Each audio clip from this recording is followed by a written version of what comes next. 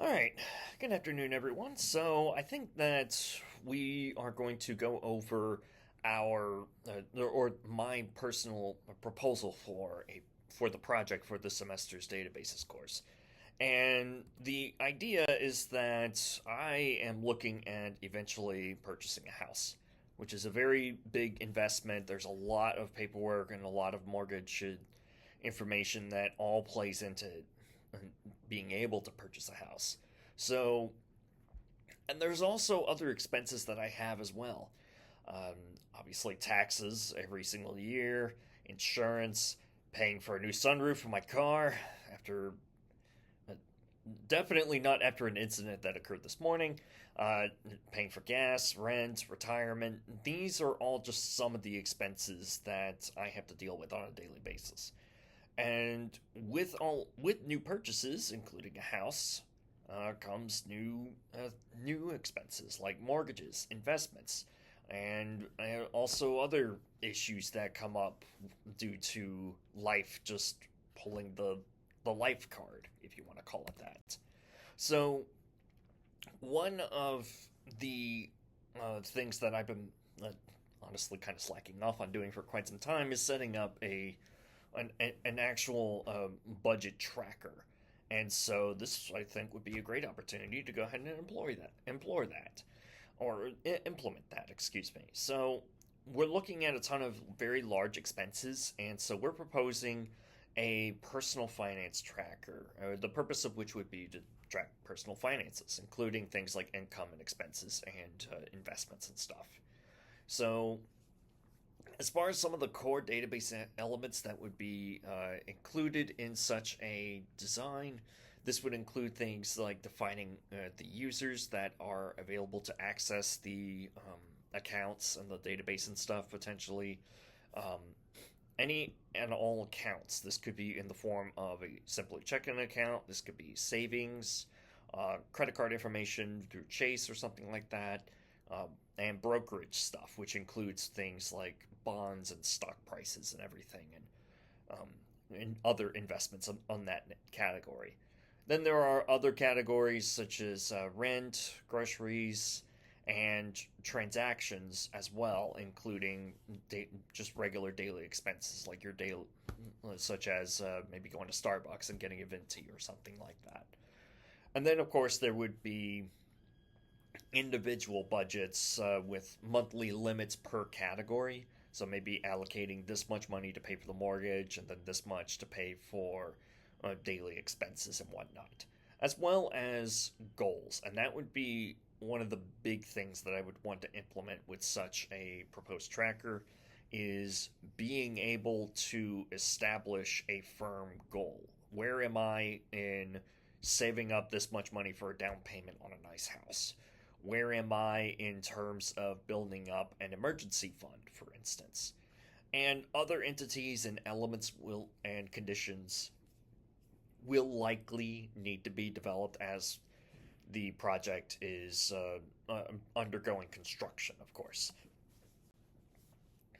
Now, as for some of the special features that this project is going to focus on, this might include things like logging income and expenses, as well as being able to categorize them, both automatically as well as manually if needed. As well as another important feature would be to show the spending versus the budget. In other words, the net worth over time. Is my net worth going up? Is it going down? Maybe include something involving credit scores or something. That's another possibility. And then there is also the idea of tracking progress toward those financial goals, such as purchasing a house, and also tracking how paying off such a house is able to be, how that progress is going is something else that I would love for this database system to be able to handle. So this would involve quite a few complex queries and maybe some addition and some interesting connections between each of the entities. So some of the complex queries include things like monthly aggregates, running totals, and goal progress calculations. Now, as for exactly how this is going to be developed, there's a couple of different approaches for the design of such a piece of software. You can either do it in front end, back end, or full stack.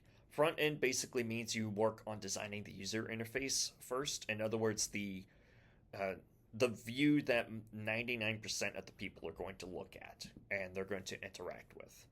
And then you've got the back end, which is developing things such as the database itself, the logic and the restrictions and the uh, criteria that you are allowed, that your data is allowed to focus in on. So, and full stack is just a combination of the both, where you work on both aspects at the same time. And of course, depending on the resources and the time that you have available at your disposal, some teams may or may not be able to work on both the front end and the back end at the same time. For our purposes, we're probably going to be mostly focused on the back end of the development.